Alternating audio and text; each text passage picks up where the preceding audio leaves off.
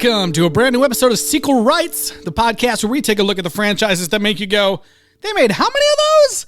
And we give each and every sequel a fair trial. My name is Justin Camps, and I'm here with Elizabeth Ellie and Tyler Hymanson. And we are back this week continuing on the Carrie franchise. Ah, boy. We're in the first of two remakes that we about to talk about. And first up is Carrie 2002, otherwise known as Emily in Carrie. Get it? Wow. I've been thinking about that all week, JK. Before we get too far into it, let's go through what we always like to do at the top here quickly. Eliz, where can people reach out to us? Yeah, we're coming to the end of this one, so email us sequelrights@gmail.com with your suggestions for future franchises. Also find us on social media, on Twitter, Instagram, Facebook, and YouTube at Sequel Rights. And please rate and review us on Apple Podcasts. Your 5 stars help other people find the podcast. We don't do any ads. We don't do anything else. We just ask for a simple rating in return. We very much appreciate it. That's right. And we're here this week with a special guest. We're not the only ones watching TV movies on our free time. Joining us this week, we have a friend of the show, art director, production designer, and founder of the cancer awareness movement, Check 15. Our friend Kyle Smith is here. Kyle, thanks for being here. What did you make me watch? Oh boy. You're watching some of the years, only 2 years off. Some people being in some of the best TV shows of all time. They started here. No. Happy to be here. Happy to chat with you guys. I mean, someone needs to talk about this movie. Am I right? No. Do they? It demands discussion. Oh, well, let's get into it. Carrie 2002. Carrie, based on the Stephen King masterpiece. See, some people are having trouble believing that you had your boyfriend take Carrie White to the prom out of the kindness of your heart. Reimagined for a new generation. The terrifying story of a girl born of sin. It's evil. You're not going, and that's final. Please sit down and talk with me. Witch. You can't stop me. She finally got her moment in the sun. Only to be fooled again. But this time, the jokes are made. Such a bad trailer. There was As opposed to the That last trailer's time? awful. Yeah. there were no good trailers. It's a TV movie. It made no sense, though, because they were like, and she got fooled again, even though it's a completely different person in a remake. And they were like, but this time, they're not going to get away with it. But it's like, okay, but like, they also didn't last time. And also, there was no last time. She finally had her moment in the sun. And by the sun, we mean the spotlight, because this took place at night. Yeah. Pretty sure they were indoors, not an outdoor prom. Oh boy. So let's give a little background on this quote unquote sequel. Not really a sequel. It's a remake. So this came out in 2002, like we've said a million times, and it premiered on NBC. 2002, kind of still in the heyday of the TV movies, Which is insane to me. Yeah, which now the things that are come out are just movies. They don't really call them like TV movies anymore, or they're not these like big. They're Peacock exclusives, Justin. Come on. Right. I'm like trying to think of some other big ones that came out around that time. A lot of them were probably like Stephen King adaptations, honestly. The other thing about coming out in 2002 is it's not and on network television is it's like there wasn't really even great like TV coming out at that time. Yeah. Like we're I don't know, we're like pre-prestige TV on network. Right on the cusp. We're almost there. Super close. Yep. Like 2 years away. Yeah. So, really great stuff popping up on NBC in 2002. Did you guys? Where did you guys watch this movie? I rented it on the Vudu. Okay, what was it in full screen? Yes. Okay, yeah. So was mine. So okay. I don't think mine was. Oh, really? I watched it on Amazon Stars. To Kyle's point, I would like to read out. This is 2002. I've looked up the Golden Globes winners. Oh no! For 2002, the best drama was 6 Feet Under, which HBO, getting out there a little bit ahead. They beat 24 Alias, CSI when it was nominated, Sopranos, and The West Wing. Which is that's good TV, but not what we think of as the golden age of TV. It was not peak TV. Yeah, best musical or comedy was Sex and the City. Kiefer Sutherland won for 24 because we still thought that show was incredible. Jennifer Garner won for Alias. Charlie Sheen won for Spin City. Oh no! And then James Franco won for that James Dean TNT movie. Oh boy. What? Oh God. Yeah. Weird time. Very weird time. And let's just say, like, within seconds of starting this movie, you're like, oh, this is a TV movie. Like, yeah, there's a moment. I would say the moment that the title appears, I'm like, oh boy. Yeah. The CG rocks falling. That was when I knew. Meteor shower. Yeah. I was like, do you think that the CG rocks that they kept in this movie look worse than the ones that they cut out of the other movie? Oh, definitely. Definitely. Who cares if they just looked like rain? At least they were real rocks. Yeah. Yeah, so looking at interviews around the time this came out and everything, and because I did reread the book immediately after watching the original movie a couple weeks ago, this version really, really does like stick to the book exactly. There's like almost no scenes missing other than like weird ones that they add in. But yeah, everything that the 70s movie took out of the book, they kind of put it back here, plus other things like the police device. That's what I was going to ask. I couldn't remember if you said that police framing device was there or not. No, it was all like research papers and like articles and stuff. Not a police There was a framing interview. device, but it wasn't like Detective King. Yeah. It was just... I think you killed all those people. Well, and also like they're like, oh, we're retelling the story for a new generation, and we're gonna spoil it all immediately by using this device. Like, yeah, I'd like to read. I just read this IMDb review, and I think it kind of sets everything correct here. All right. I'm just going to read it verbatim. Carrie was originally a nerdy girl who was tormented over and over. Next, she was a goth who was videotaped having sex. This time, she's an epileptic girl struggling with life as a whole. Instead of doing a third one, the people decided to do something that people would just rather see remake the original loosely and transform it into a polished version of the book. While I do love the original, this one is closer to the book. There are a mere 3 things that I hated. The ending was stupid, and Patricia Clarkson was too toned down for the role. They should have gone with a direct clone of Piper Laurie's flawless version of the character. Also, the pig blood dumping scene sucked this time. Ironically, all the original blonde characters are brunette here, and vice versa. The ending sort of copied the graveyard sequence at the end of the first one, but isn't as scary. But as a whole, this third in a blooming series was quite good and worth a few watches. A blooming series. Ooh, a few watches. that was like a high school newspaper review. I don't think I would ever watch this movie again. It's too long. It's too long. 2 hours and 12 minutes. And I was like, no fucking way.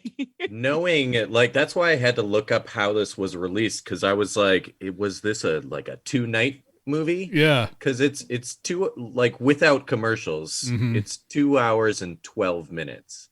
Which means you'd have to sit. That means it was probably on for 3 hours. Exactly. Yeah. Yeah. The Sunday night movie. I don't know what night it was on. I don't know where. Yeah, I don't know if it was. I guess it wasn't cut in half, but they should have done that. I like splash, comma TOO. I think most people probably made that cut for themselves. I just looked it up. November 4th, 2002 was a Monday. It was a Monday night movie. Oh, A man. Monday night movie? This is not This is not the way. Oh, well, here we're doing it on a Monday night right now. That's true. Oh, man.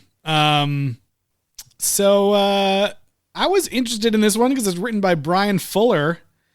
But I'm kind of like, why'd you do this? I mean, I think this is what Brian Fuller had to pay rent. Yeah. Yeah, I think that's what we should really take away from this is you should never judge someone by like the terrible pieces of art they've made. Yeah. Because they could potentially make better stuff, you know. So. Yeah. Well, and it was like so many things. I don't know if they were, in the original movie were probably ripped from the book, but here, then it's like hearing the same exact lines and everything again. It's like, I don't want to be like, how much writing did you have to do? But so, I had not seen the original in a long time, so I rewatched that before watching this one because I wanted a fresh viewpoint of how they had reimagined it. And like one of the things that bugged me in the original was when the principal like cannot remember her name despite the fact that the teacher's like, her name's Carrie, and he's like, come in, Cassie, her name's Carrie. Okay, Cassie, sit down. And it's like like I get it, they're pointing out that he like doesn't like pay attention to his students, but it's just so over the top. And I can't believe that they just did it verbatim again in this movie. Yeah, because that's in the it's book like, okay, too. Maybe they'll change it up a little bit. Nope. Gotta play the hits. Yeah, he also messes up her last name in this movie. So and her powers, when she like gets mad at him for that, instead of like knocking over the ashtray, she moves the entire desk a half a foot. And I was like, too much, too soon. I know. Like, they would be like, whoa. Yeah. Like someone had to have moved the desk. Like what? That's not a thing where you just be like, oh, it probably fell off. Like, yeah. Ooh. Earthquake. That was too obvious. Yeah, I agree. Also, so the beginning, the whole period scandal, I liked that it was a little bit more realistic with like they had little stalls in the shower. Like that's probably more like what, your dorm or your high school gym would have had at that time, I guess. I never did PE because I only did marching band in high school. My PE was just like open. No, it was ours, like the first one. It was weird. Yeah, ours did not but have later stalls. on, like girls' ones would be more like that. But yeah, the floor is shared. So I guess it's like kind of a cool image of the blood going in the other stalls and the people being like, what? But the fact that they just started chanting period, I was like, that chant sucks. Like bring back the plug it up chant from the first movie. Like it's way better. I mean, and they write it later on her locker, but just chanting period is dumb. That's not mean at all. It's just like stating the facts. Well, we are moving further into the future where people are just getting more and more stupid as we go. So it makes sense that maybe these 2002 kids couldn't come up with a. They're just dumb. I really hope in the 2013 one they're just like menstruation. Yeah, they're just like blood.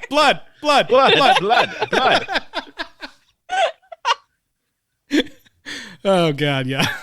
Well, it was funny. So we were joking about the 90s high school last week. And then this week I was like, oh man, this is like right in, when I was in high school. I wonder if this is going to feel like authentic 2002 high school. And I feel like there wasn't really that much that made it feel like, oh man, they really nailed this time period. What about the internet search? The internet. Okay. I did like the monitors with the little 3 parrots. Those things I remember. But nobody was playing. Yeah, no, the computer lab was spot on for sure. But, no one was playing Oregon Trail. That's what I was going to say. Yeah. Yeah, it is weird that the only thing that they brought in was like, she Google searched, miracle underwear or whatever it was. I Googled it, Mom. Yeah. You don't understand. I found it on the internet. The internet. Like that was like the best. That's Patricia Clarkson's best line because otherwise, yes. I agree with the IMDb that she was like way too reserved. And I kept thinking like, oh, this is so cool. She's being so reserved because she's going to go so crazy at the end that it's going to like knock our socks off. And it just never never even took off at all. A weirdly flat performance. I didn't get that either. Especially considering like when you look at the cast, like she's kind of the big name in it. Yeah, like, especially at this time. Like, oh, Patricia Clarkson's in this. Okay, this will be good. Yeah, and then you're like the whole wow, reason you're doing it. She's boring. Yeah, and so what did you guys think of Angela Bettis in this? The Carrie character. She, I don't know. Like she was okay, but also just seemed like. Again, this IMDb review kind of hit it spot on. It seems like she was like kind of epileptic or like otherwise medically disturbed rather than just a, it's not funny. But yeah, I didn't like, there were certain times where I felt like she was doing an impersonation of Sissy Spacek, and then other times where I was like, she's just too dark, like right away. Like, and just she never quite hit the tone. Like in some of the early incidents, she was like too crazy and like manic. And then for the big finale, she was like totally flat and not crazy at all. Which I get they're trying to say she was in like a whatever state that she didn't know what happened. But like I don't know, it was boring. Yeah, I think we could talk about the ending. Like I didn't like the way the whole blood thing and her destroying the prom was portrayed, because I feel like it looks like she's just in like a catatonic state. Yeah, and I liked it a little bit. Like I don't feel I feel like Carrie is the character who's like her agency has been taken from her all her life, and then in that moment like you want her to maybe have some agency. And this, I didn't like that she didn't seem like she knew what she was doing, and then that's confirmed by the end of the movie where it's like she's like what, huh? I just didn't like that. Yeah. She was just. I have a feeling that was done very much on purpose, because we're now entering the age of school shootings. Yeah. And so I think I assume they were trying to take blame away from her in putting her, like when she's doing all this horrible stuff, she's in like this fugue state. Yeah. I assume that was the intent. I think that's probably right. We definitely have talked about that in the previous 2 episodes. And that, like, was it for Carrie the Rage? It was right after Columbine, or it came out right before? I think right before. Came out 2 or 3 weeks before Columbine. Before Columbine, yeah. But, back then in 2002, people probably thought like, wow, that was really, really horrible. But nothing that crazy is ever going to happen again. Like, we don't have to change all media to cater to that one horrible incident that will never again happen. Yeah. I just feel like, the way it's done makes it fall flat again, like you said, and also like makes some of the stuff just look goofy. Right. I don't know. And too many people lived. Yeah. So many people getting interviewed. I was like, wait, what? All these people survived the. What do we think about this detective man? He sucked. David Keith. Yeah. Also, apparently he was in Major League 2. I don't remember him. He's the bad guy. Yeah. He's the cowboy in Indian in the Cupboard. A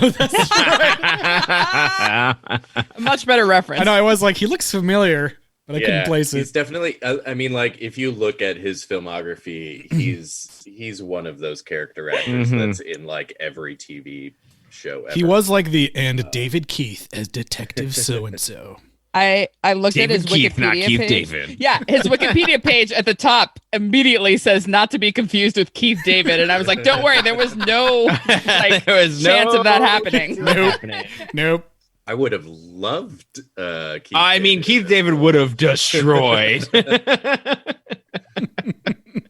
The thing about not as many people dying, that's slightly true. That's true of the like students named at characters. the prom. Yeah. But the thing that they do in this one that they didn't do in the original is like she wreaks havoc across the entire town. Yes. Like she basically lights the entire town on fire. I don't know if you saw in the last movie though, Kyle, a man's genitals were shot off with a spear gun. Oh, I did not. So I mean, not watch entire town destruction or spear gun genitals. I mean, I don't know. One of them is more memorable. I think. I was like, there are very few things I liked, enjoyed about this movie, but I did like that image of like the people at the police at the gas station, like looking out over the town and seeing like these explosions just slowly getting closer to them. Yeah. And I was like, The oh CG shit. town? Yeah, she's just like fucking up everything. That was kind of fun. I mean, what? Oh, I have one of the notes written down of like, there's a lot of people like talking tough in this movie and like having lines of dialogue that are not earned whatsoever. And one of them is the detective asks Duala or Sue Snell in this, not her Battlestar Galactica character. Yeah. Did you know like Cassie Kellogg? And she was just like, yeah, I know her. Every guy in school had a bowl of her cereal. Yeah. I was like, okay. Okay. If you could compare the concept of religion to any painting that you enjoy, what painting would you pick and why? Is it dogs playing poker? Should religion be like dogs playing poker? Please come to my sermon this Sunday at 10 a.m. The thing that's disappointing about that is like that has to be the Brian Fuller influence. Like that has to be the thing that has to be the bit that he wrote. Well, I think the one bit too that when the guy is like joking about, or when Tommy's like, "Oh, it can't be like that Freddie Prinze Jr. movie," and they make that whole thing about she's all that. It's all that, yeah. I was like, that sounds like a Brian Fuller thing. Yeah. I feel like the dogs playing poker bit. I feel like that's something that a screenwriter writes in their notebook of ideas, like not necessarily for a specific project, but it's just like something that they think of. And then when they're writing a script, they just page through that and they're like, yeah, this will work. I don't know. For NBC, sure. Blah, blah, blah. I think that absolutely feels correct to me. Sue's attitude throughout the whole like police interview thing is really confusing too, because it makes sense like when by the time you get to the end of the movie, but the entire time you're like, oh, based on what I know about the story, I'm like, why is she being so like standoffish to the police? Yeah. When you want to be like, yeah, she killed all the people I know, I'm gonna try to help you any way I can. Why should be like, well, maybe I was there, I don't know. Like she should have just been like, how come you bring the one black girl in town in just because because there's a mass murder? How dare you? It's just like I didn't. I mean, yeah, it makes sense by the end of the movie, but the whole time I was like, why is she being like this? She was very, very weird. And another really good early aughts phrase that comes in is the like, I'm gonna get her like so far out of here she won't even be in the same area code as us or whatever. Oh my god, that was hilarious when she's leaving. Yeah, what was she saying? Like, she was arguing with Sue. Yeah, I don't remember. Yeah, it just so far out.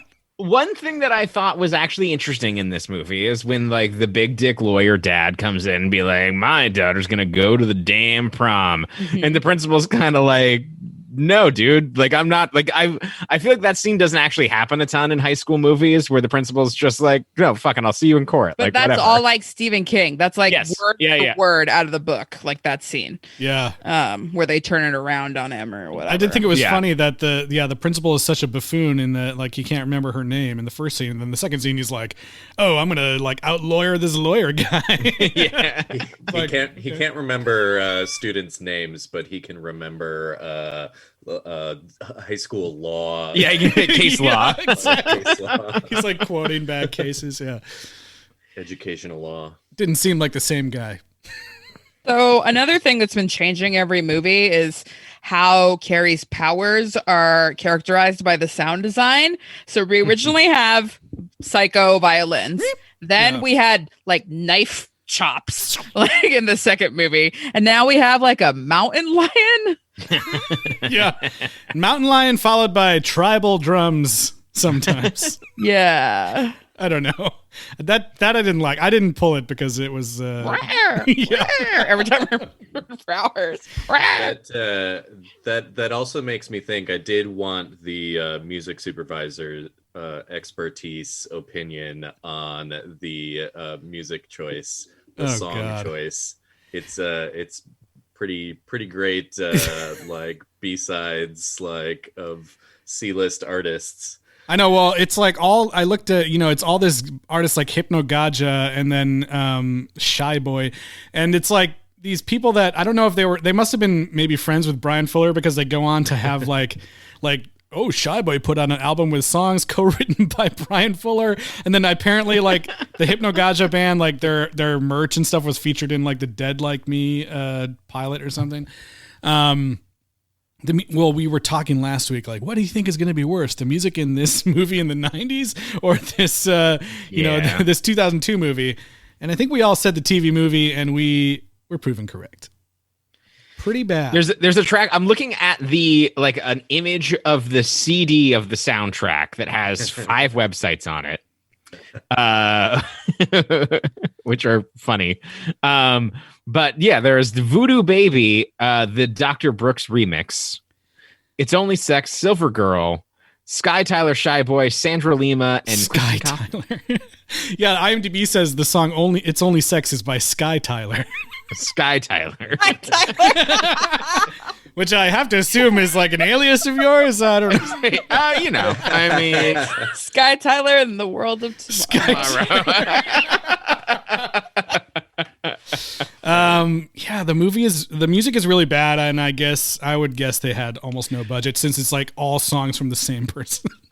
One of the websites on the disc is www.skytyler.com. Let's see.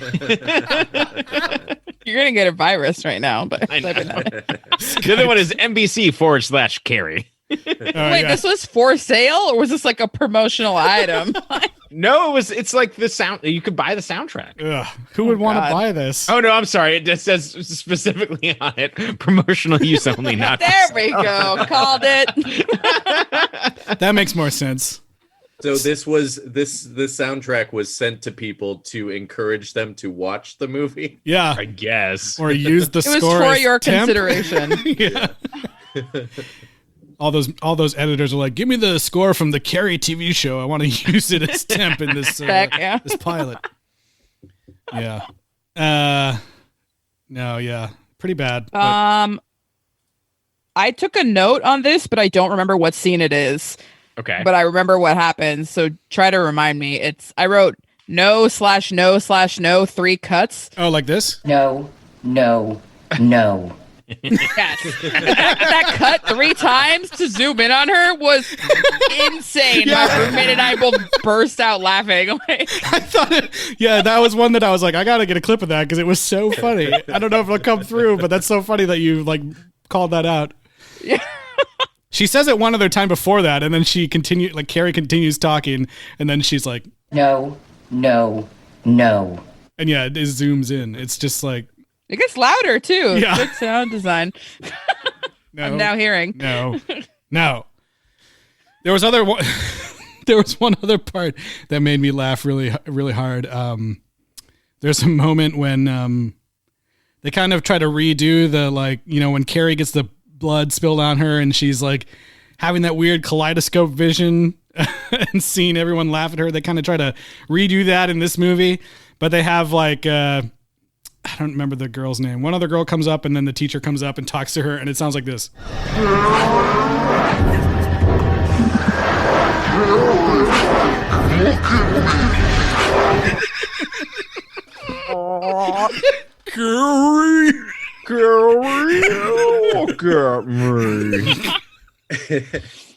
And that was another kind of like new power or like new like a weird like demonstration of the fugue state.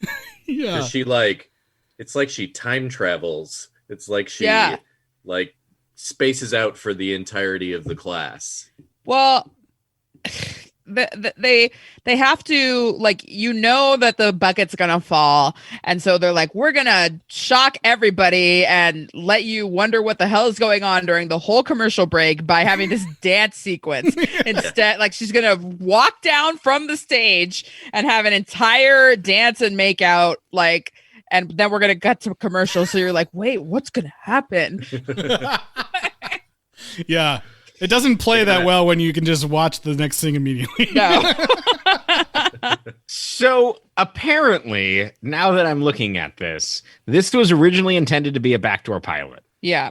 Yes. Yeah. Which explains the ending of this movie. Yes. And I think I had more fun thinking about what Carrie the series would have been than I did like actually thinking about this movie. Because I like the idea of Carrie like living incognito in Florida and like she's basically the Hulk. Like a telekinetic vigilante, maybe. Yeah. Helping other they people were with go powers. look for other people. Yeah, it was going to be a freak of the week situation. Yeah. Oh, really? Yeah. That's what it said on wherever I read that. Wikipedia. Oh, interesting. Yeah. I think that would have been cool. But that never happened, unfortunately. It could I don't still know happen. if it would have been cool. Yeah.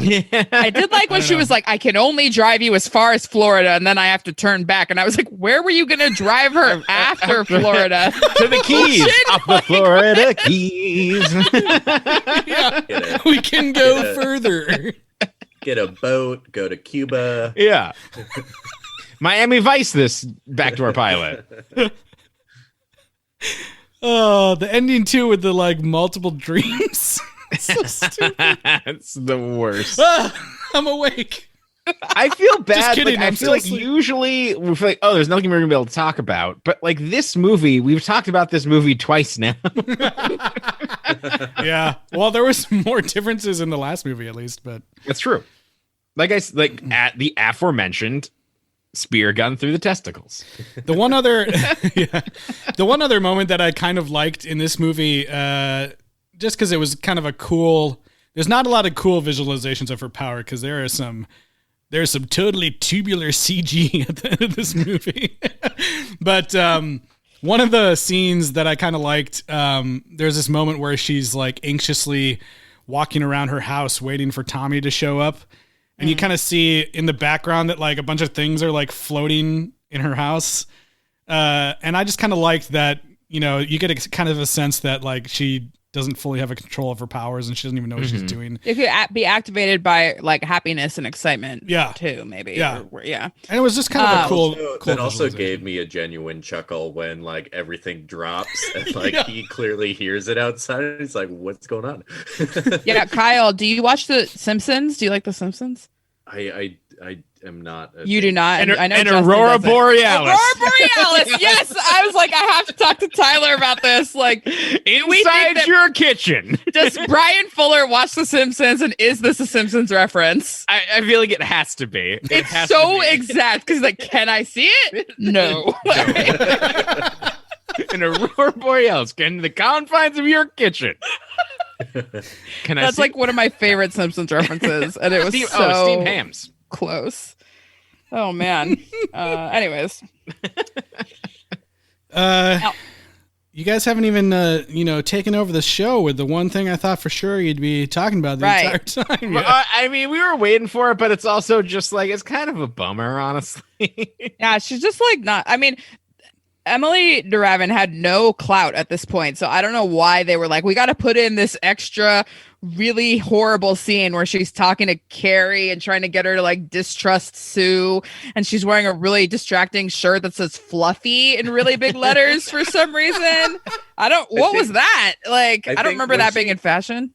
When she first came on screen with that, I think I had literally said out loud, "What are you wearing?" I remember being like, just really loves Gabriel Iglesias. Okay? that's all I could think of. Like, it was so weird. I don't know. Yeah. I guess she was doing a really good job of not speaking with her Australian accent. True. I don't like in this movie too, like her and her boyfriend, they're like so much more deranged than they are like especially her the boyfriend is like he's about to like murder her and then be like the heroin kingpin of like wherever Right. they live. That's like the book as well. Insane. He's certainly a departure from John Travolta. yeah. And like, I'm not saying John Travolta's hot, but at least he looked cool and like kind of like, oh, I'm a greaser, I'm a cool guy in the movie. This guy just looks like trailer trash. Yeah, like he wasn't hot at all. I don't know. Well, But and he has the best speed. Well, it's like, and too, like at the end, when, you know, we have the scene where he's going to like run over Carrie. He can't even see who it is. He's just going to run over this random person in the street. He's like, who's this lady fucking who's lunatic. in the middle of the car? And the face he makes when he goes to do the pigs thing was like horrifying as well. He turns into like the Joker or something for a second. Yeah. Like they're like relishing in the fact that they're going to murder these pigs. And like, not even with like, you know, No Country for Old Men, very clean, pneumatic. They're just going to hit a pig over the head with a sledgehammer. Yeah. I will say that scene where they're about to run down Carrie, like it goes from having probably the best special effect in the movie to like all the other special effects in the movie. Because it starts like where they get within like a foot of hitting her and the front of the truck like crumbles and it's like, oh, that was really cool. And then it like floats up in the air and like spins around and like barrel rolls and then slams into a tree and like wraps around the tree. A giant tree. I was like, why all of a sudden is there a California redwood in this neighborhood? Oh, it's because this movie was very clearly made in like Vancouver. Yes. Yeah, you got it. You nailed it. There's that other moment too, like right before that, where Carrie's just like walking down the neighborhood street and you see all this destruction happening and it looks so bad. And there's one part where it looks like a real car drops behind her, but she looks like she's not in the scene at all. It's really terrible. They should have just shot this at Universal on that War of the Worlds street. Yeah. Speaking of bad special effects, going back to the aforementioned asteroid scene or burning rocks scene. Yes. I liked that a crowd of people just showed up at the front door out of nowhere for that scene. That was weird. Yeah. What? A child's being abused. I can hear it at the street. And then they're just like, oh my God, meteors. Like, that's how society works. What are you talking about? Every neighbor for like 2 blocks all of a sudden was in front of the house. Yeah. Where it's like, I will hear explosions outside my window, and it's like I have to be pretty sure they're gunshots before I even get out of bed to go check. Like, speaking of terrible CG things, why do you think the pig's blood was CG for like half of the shot? Well, it seems like that it must have been that in her contract, she's like, yeah, I'll be Carrie, but don't dump any liquid on me. Yeah, like the part where it's like actually falling down looks fake. Yeah, it's really bad. I guess maybe because when they did it, they could only do it once and it didn't look like enough blood. But why? They could have done it many times. They only had one dress with sequin trim. Yeah. I also... I feel like the dude gets hit in the head with a bucket super late as well. It's different, yeah. But they like Eli's mentioned in the book, they make it seem like he died from that. Yeah. Instead of like, oh, he probably just burned because he was knocked out. But yeah. I mean, it's funny to get hit in the face with a bucket. Yeah. Yeah. But yeah, I didn't like how he didn't even get the chance to be like, who did that? Like he didn't get the chance to be mad. He just dead. Like, no, he throws down his his scepter. Staff. Yeah, that's true. Defiantly, and he takes off his crown. Is monarchy a sham? He does it without saying anything. I see. It's almost more yeah, they were just like, oh my God, his acting is so powerful. There's nothing more American than someone renouncing the monarchy in this way. I also just thought that the electrocuting everybody thing was goofy. I don't know. When the teacher's like, everybody get off the floor. And by everyone, I mean just me. Yeah. Well, the whole scene just looks stupid because people are just like running around and tripping on things. Like, I don't know what's...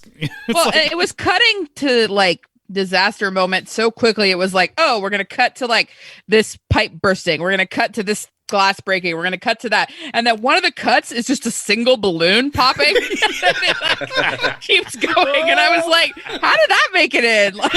That's just that in that editor's bag of tricks. It's just a little stock folder file he likes to keep around. He wants to bring up the tension in a scene. Good old insert of a balloon popping. Got it.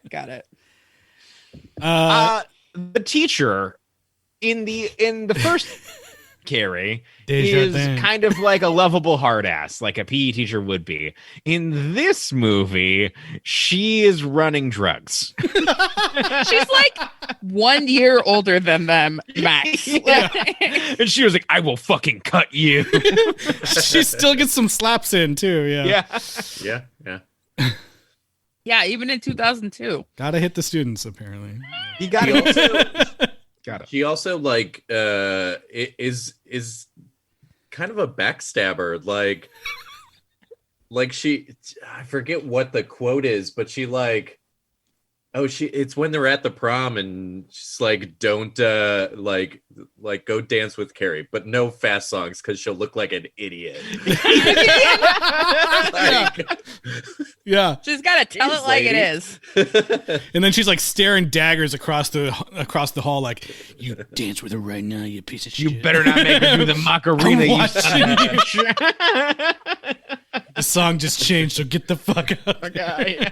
She definitely can't handle the electric slide. Yeah. Ballads only, buddy. Yeah. It's what more can you say about this movie? Well, I do have to say that out of all the updates from the original, my favorite update was the the bike riding child scene.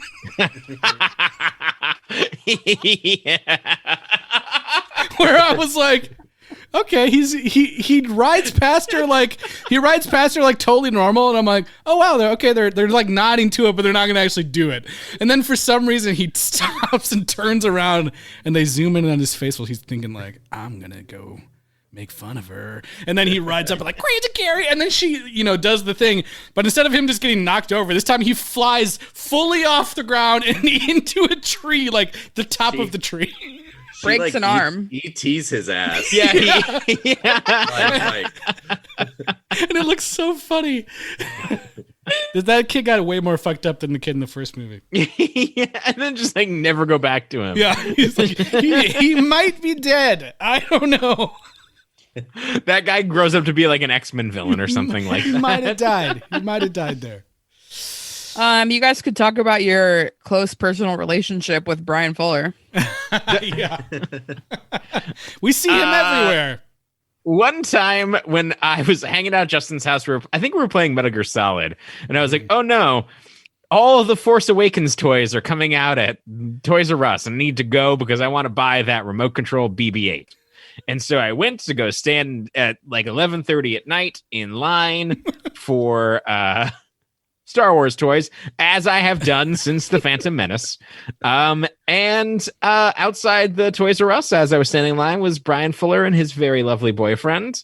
And we just talked about Star Trek for like 2 hours. And then word got out that Toys R Us was not going to have the BB-8. So he ran down to the Glendale Galleria and he was like, you stay here. You text me if they have the BB-8.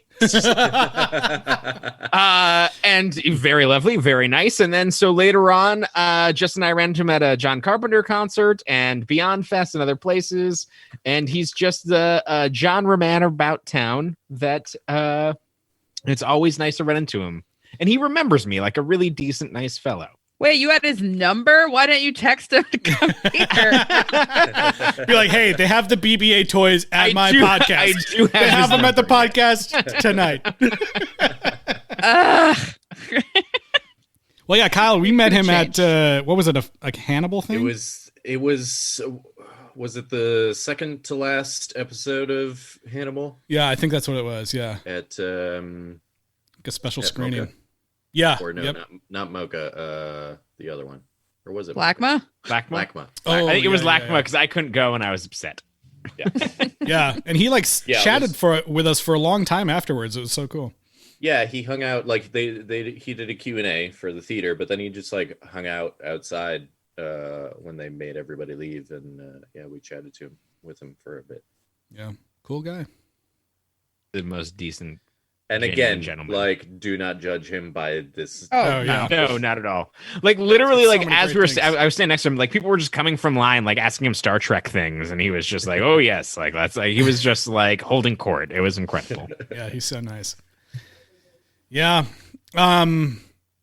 So there was lots of talk about how they didn't do the heart attack scene in the first movie. We get to see it play it out. This one. Now, with the magic of CG, you can finally do it. Yeah. Have you ever wondered what a heart attack looks like?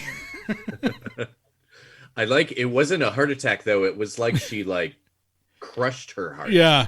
Yeah, it was like a Mortal Kombat. No, it's Once Upon a Time. Maybe you guys didn't watch that show. They would pull people's hearts out and crush them every single time. Which Emily DeRavin was on that show. It's true. That's what I was just going to ask. She was Belle, yes? Yep. No, the original's killing of the mother is much more effective cinema. Oh, yeah. This is just Which is the thing in that De Palma documentary. He was just like, it's amazing when they remake the movie that you made 3 times. You can see them make all the mistakes that you didn't. Is his opinion. And so far, I think he's kind of right. Yeah. Yeah. I'm almost I think I am going to have to watch the newest one to both cleanse my palate maybe a little bit, but also see how else they do it, but mainly because a woman directed the 2013 one. Yep, Is that what 2013, yeah. And I feel like that's my biggest issue with at least the 2 Carries that I've seen. Yes, De Palma is a genius, but he's also a creep. Yeah. Certified creep. Yep. It's definitely, that the male gaze factor in the original is pretty heavy-handed. It's not quite as heavy-handed in this one, but it still definitely does not feel like you can tell that a woman did not. It doesn't help flesh out the female characters at all. Yeah. No. Well, there was a woman director for The Rage, Carrie 2. That was a female director. Oh, okay. Is that better? It's different. They tackle different territory. Obviously, that's why you get the spear gun to the genitals. Yeah. Yes. Exactly. Yep. That clearly is a female director move. And you get the America's Son from Home Improvement being a real rat bastard. Yeah, there's much more malice in all the killing at the end. Yeah. Yeah, there's a point where oh my God, Carrie's telekinetic, and then 5 teenagers are like, let's fucking kill her. Yeah. We gotta kill her. Yeah. Boy. Is there anything else about this movie? Oh, I will say for The Rage, as we're talking about it, the mom in the beginning of that movie who's just going willy-nilly with paint is the head attorney in Succession. Which blew my mind a little bit. Oh, nice. You just noticed that now? I didn't bring it up before. She's also in Search Party. She's a senator. Sweet. This one, young Carrie, who gets her whole scene with the rocks and the girls' boobs or whatever, dirty pillows. Dirty pillows. I'll tell you the child star check-in. She's still a very successful actress. She's in a bajillion TV shows. Her name's Jodelle Ferland. I don't know, Justin. Maybe you recognize her because she was in the Twilight movies, and also Cabin in the Woods. And I don't know. Maybe we'll see her again if we ever get to doing one of the good, hilariously named sequels, Bigger, Fatter, Liar. Oh God! Wait, who does she play in the Twilight movies? I think one of Kristen Stewart's human pals. Oh, okay. Or something. I really don't. She's probably remember, not in very many scenes. Yeah. So that's the child star check-in. Just one child. One child. One child. Pimples are just God's way of chastising you. I mean. Then I must be making God very upset. You done something wrong, Tyler. Eating too much cake. Just gotta be more like dogs playing poker. Yeah, I mean, I should have folded. Oh God. Well, yeah. I mean, so we didn't really mention it, but Carrie dies at the end. Then she comes back to life. We do see that psychic connection that you mentioned, Eliz, that Sue has in the book. That was weird. I don't really get that completely, but yeah. And then it ends like they're on the road. The end. But only how like 90% of Stephen King movies, Stephen King books actually end. Yeah. It's just like, I don't know what's going to happen, but we're driving. Yep. Cue the terrible music. Yep. Oh, also, what's a plath? I tried to look it up, but I did not find any explanation for that slang. Like, what? I don't remember. They say she's like, Carrie's a plath, and we're like, what, like Sylvia? I think it is like Sylvia. I think it's like a Sylvia Plath thing. I think it's literally just like, yeah, she's just like popular girl at the student body president would use that as slang? Yeah, because I think there's like she's an overachiever and like reads books. I guess. I mean, yeah. What else would it be referencing? Yeah, I think that's what that is. She's like, oh, that girl's gonna kill herself, but whatever. All right. Tyler, ratings? Rating system, my God. How many? It's so hard because there's nothing distinct about the donuts. How many floating CG tables? Yeah. How many cop donuts would you give? 2002's NBC's very own Carrie. These are like crack. These donuts are like crack. Like, oh my God, cops love donuts.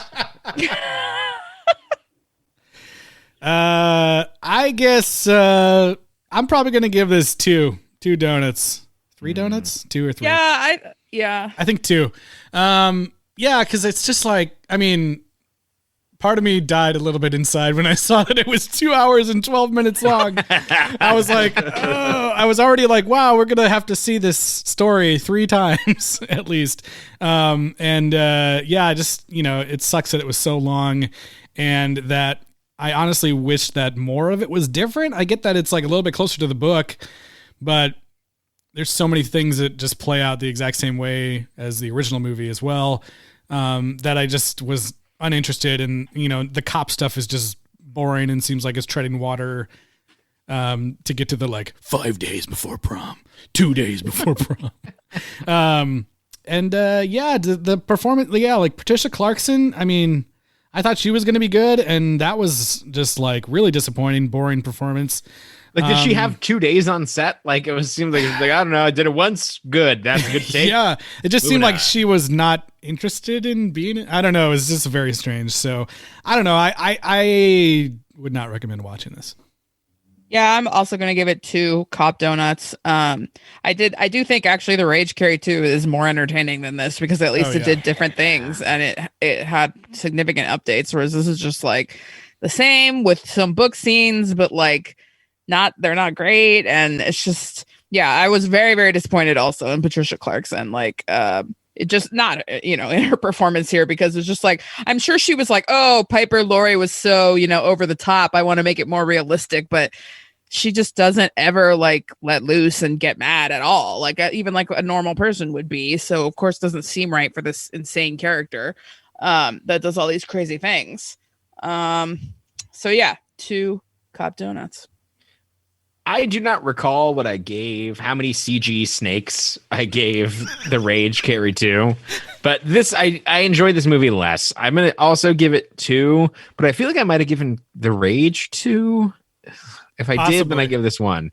I'm not quite sure, but I do think that this movie is useful in that it shows all the choices that Brian De Palma made are the things that make this story timeless. And that the book, I don't know, Eliz, if you had the same feeling of going back and reading the book, that the book seems like it's a little bit dated at this point. Like it feels like something that was written in the 70s. Right. And there's something incredibly timeless about De Palma's adaptation. And I think that the weird pacing that it has, how it kind of can set time aside and get lost in this dream for a little bit and then like bring in the horror. Like it's so much more an exercise in form than anything else. Like, it's not even really a horror movie until, the final act.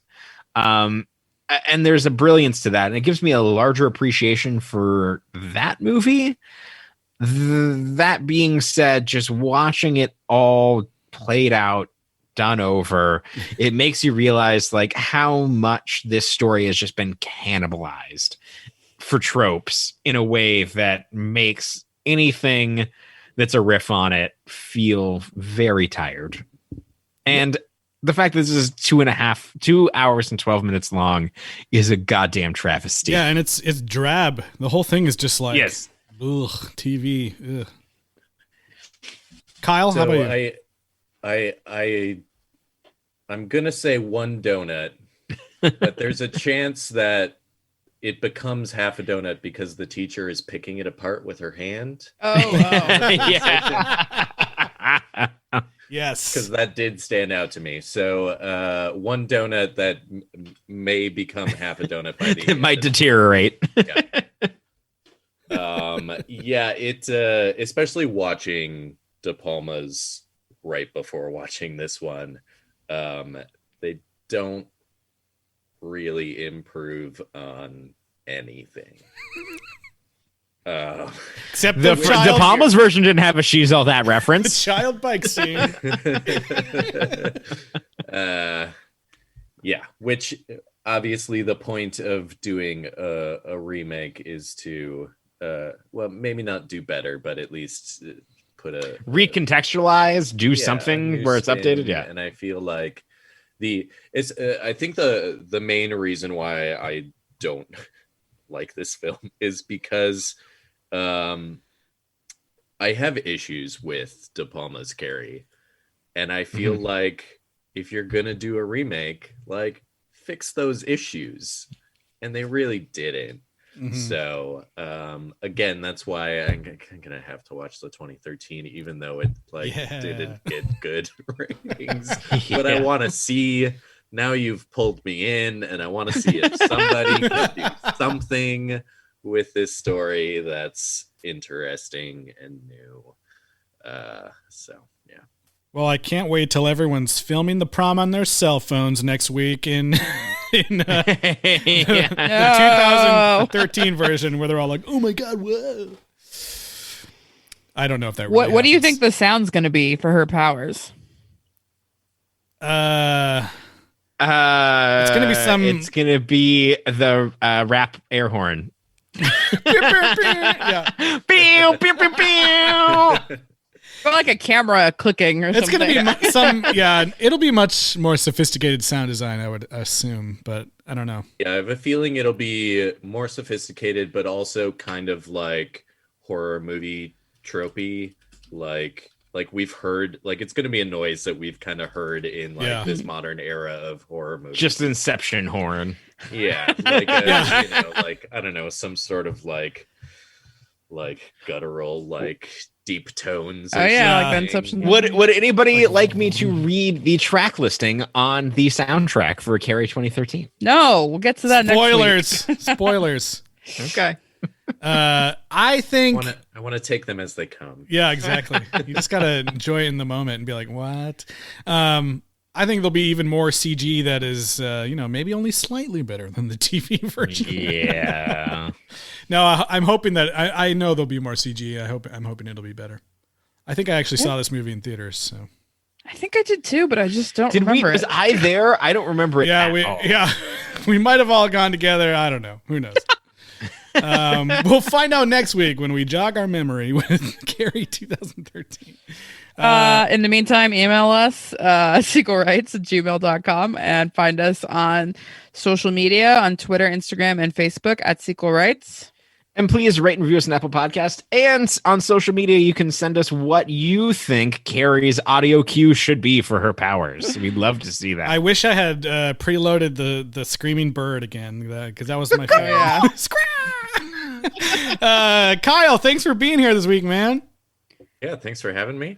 Yeah, forced me to watch a couple, potentially 3 Carrie movies.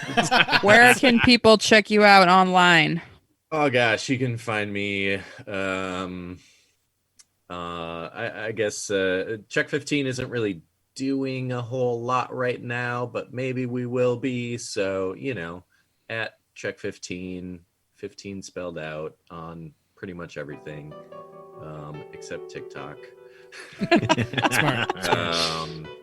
Or you can find me on Twitter, I don't know, talking about movies or making dumb jokes, KR Smith _film art. I think that's great. about it. Sweet. Awesome. Well, this was fun. We'll see you guys next week for yet another remake of Carrie in 2013. As I lie there on the ground, I remember all the good times of yesterday. And as I wait there to be found, I reflect